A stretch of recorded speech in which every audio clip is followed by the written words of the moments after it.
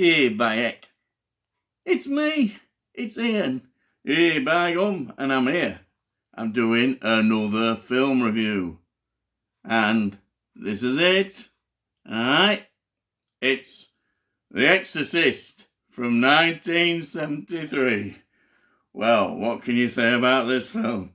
A lot, but hopefully I don't ramble on too much, but I do ramble, as you know. So, we'll see. Anyhow, this is it.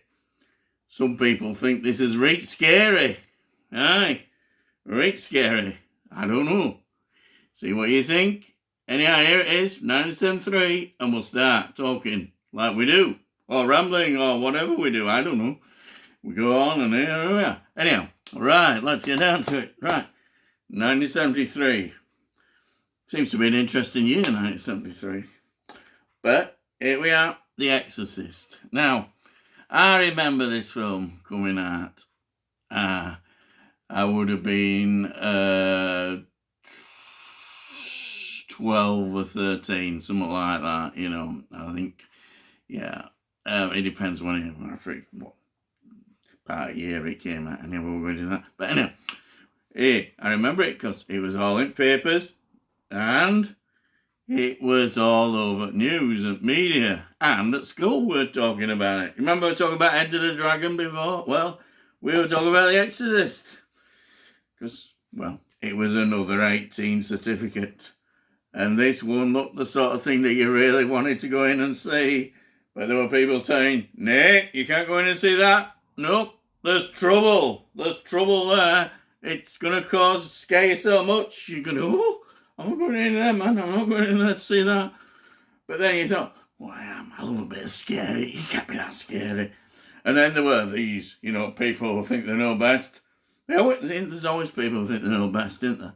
They say, "I know best." Anyhow, these people are saying, you can't go in. And of course, some councils and people like that and all these interfering busybodies were saying, "Hey, I think they've got a point. We can't have people doing things like that." Oh, and there were some reach stories. They were saying, "Hey, blasphemy. Hey, blasphemy." I don't know. But basically, you got these people who really wanted to cause a rape fuss. It was a load of you-know-what, don't they? Well, or was it? Well, I think it is. But in the context of nowadays, and if you like horror films, you think, well, actually, it wasn't too scary or that bad. But I tell you what, it's a damn good film. And that's what I'll talk about as well. In a way, Exorcist continues with what horror films were developing into the more mainstream area. If you remember, we had, particularly in late 60s, quite a big film in Rosemary's Baby.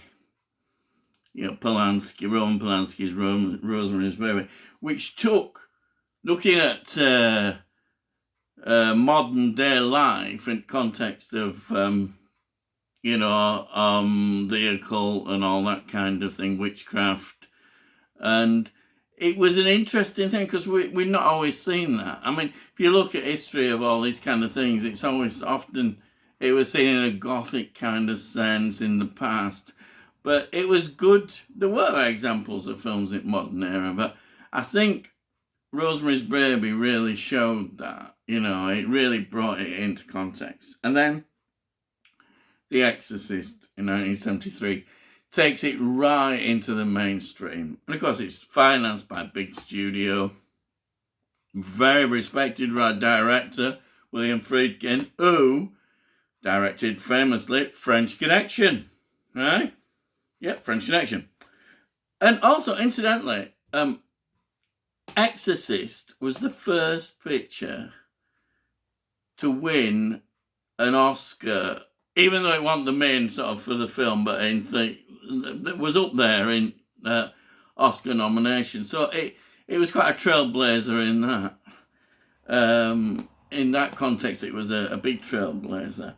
And it's still a film that I think has become kind of a cultural sort of talking point still, examining its effects and that. Because I'll tell you something, in this country, though it was initially released on VHS video, it got caught up in all the video nasty controversy in 80s, so it was effectively banned. There were special showings on cinema, but they were saying you can't see it. You can't see it. It seemed very unfair now when you look at it. So in 1999, when we actually got a more relaxation, more liberal view of censorship, then it was finally released on out into the public, no cuts and that. And of course, it soon got a DVD release as well, which was fantastic, absolutely fantastic. And then it's gone on to say this Blu-ray. I'll talk a little bit later about this Blu-ray edition, but it was really good now. You can, and also you get the stuff that they cut out. You get the extended cut now, and the extended cut is quite interesting because you get just a bit more little bits that are really interesting.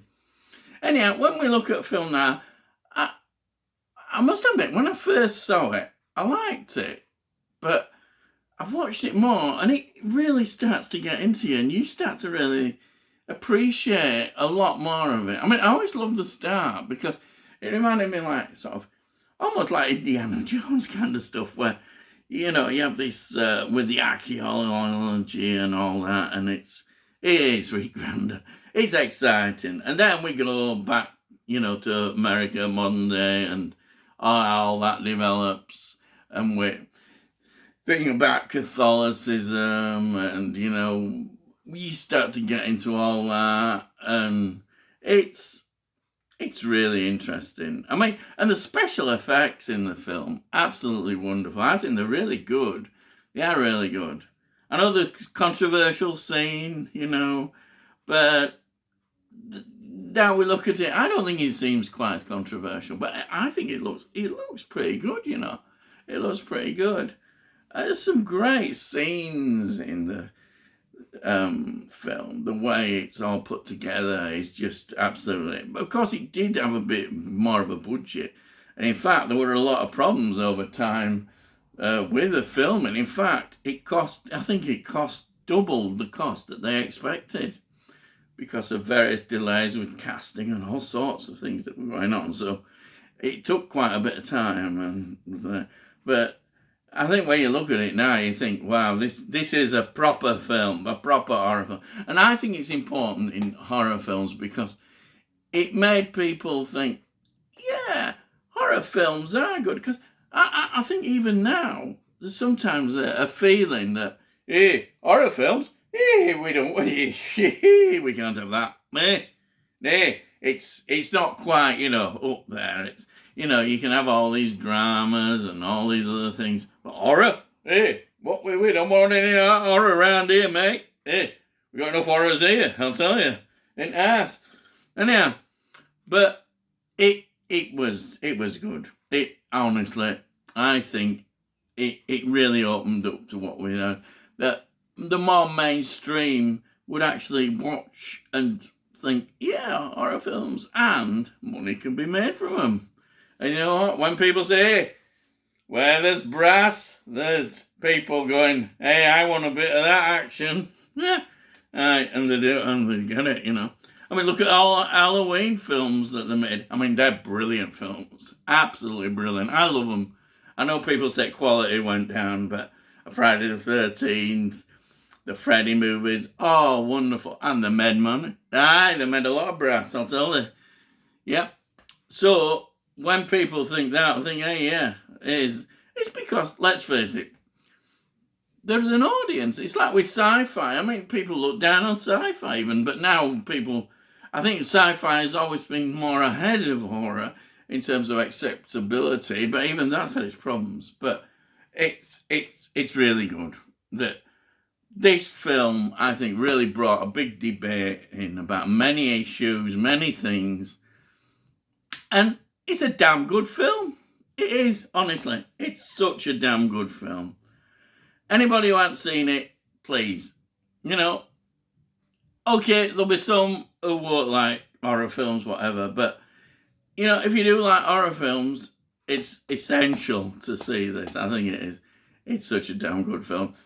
There's so much in it that you think, wow, yeah, this is good. And I just think that the way movies have developed, we owe a lot to this because it did get the debate going. And people then thought, well, we can take things a bit further. And I always admire people who can take things a bit further, who know how the techniques and looking at horror, the whole history right from 1930s way through. I mean, some of the Universal stuff, as the films were filmed and developed, they got the ideas, the directors of how to develop the stories, make them interesting and scary. I mean, that's what people want, scares, they want to be scared, and as part of the thrill. And that's what happens.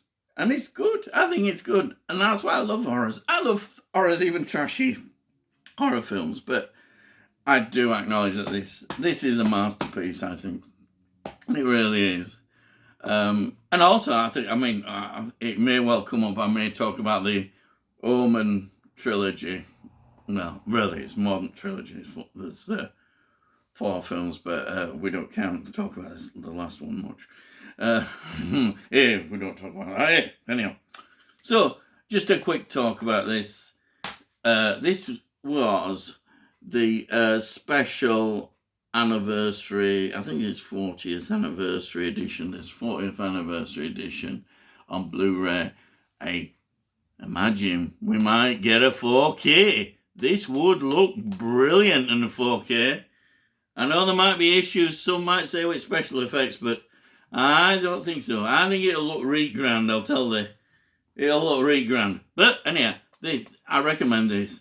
This is such a good addition. It really is. The documentaries, it's got all the great documentaries, interviews, the whole background to the film. It's a wonderful set. I mean, when you get a film like this, it's well worth finding out about it and, get your interest going in it even more. And yeah, I'd recommend this. I really would recommend this. Anyhow, I think that's me going on a bit too much. So, I hope you enjoy it, as they say. And if you do, press one of them like buttons. Alright? Press them. Keep pressing them. And all I'll say is, I'll see thee again soon.